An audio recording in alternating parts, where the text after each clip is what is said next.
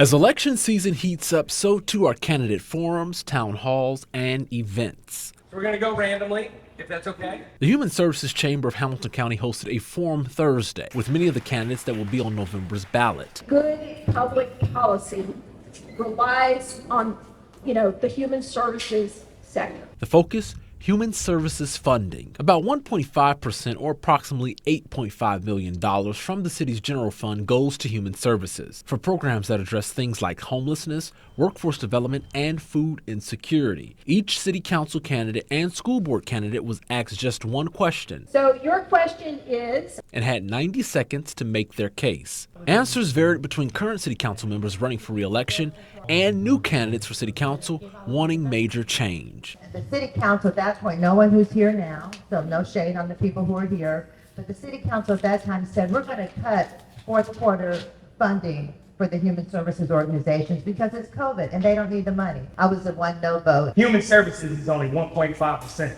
I think that's a joke.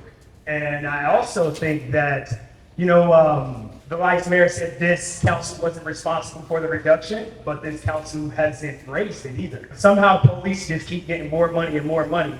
And if we have more money to go towards human services, maybe we would need less police. And given federal policy changes, stakeholders talked about services for foreign-born residents. There have been a number of recent changes to immigration policy and enforcement. What will you do to continue to support new Americans and attract them to Cincinnati?